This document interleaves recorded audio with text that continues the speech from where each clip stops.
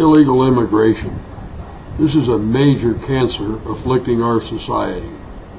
Since 2001, 6 to 7 times as many Americans have been killed by illegal immigrants during robberies, drive-by shootings, and other gang-related activities than died in the 9/11 attack on the World Trade Center. A popular claim by illegal immigration proponents is that those who enter the U.S. by breaking the law are hardworking and law-abiding once they get here. If that's the case, why does a segment that consists of 5 to 6% of the total population occupy 30% of our prison cells and have over 600,000 fugitive warrants out for their arrests?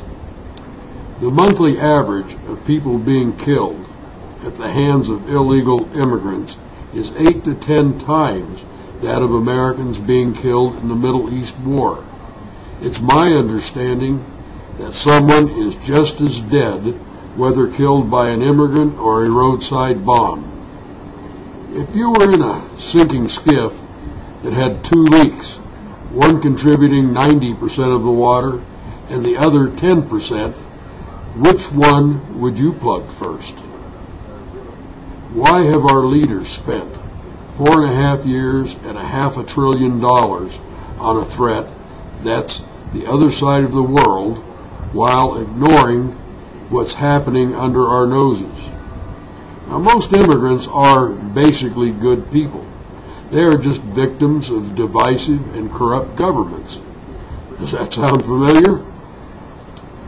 Anywhere in the world there's lots of poverty caused by no jobs and poor education, there's a tendency for crime to be prevalent. This condition exists in our own inner cities.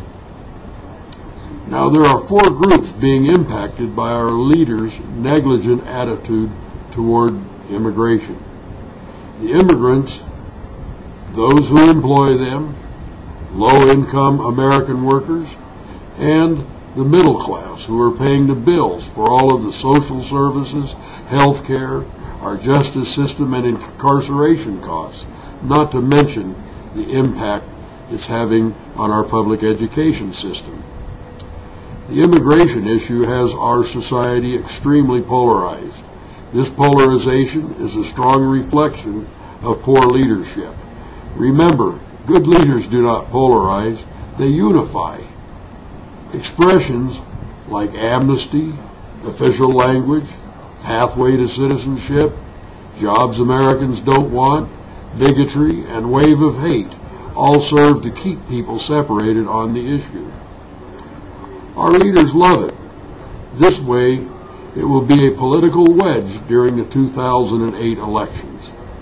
Until now, any proposed legislation addresses the needs of 2 of the 4 groups that are involved. It's only the immigrants and the employers. A workable solution is pointed out on pages 4 and 5 of the online magazine on the unityparty.com website. It has the concerns for all of those involved and would bring everyone together. A workforce of good immigrants could be part of the team that makes our country great again. We just need to filter out the bad ones. I think it's time for the phones in Congress to start ringing again. The message is, we need a law. We need a good one, and we need it now. If they ignore it, they shouldn't have to worry about the elections of 2008.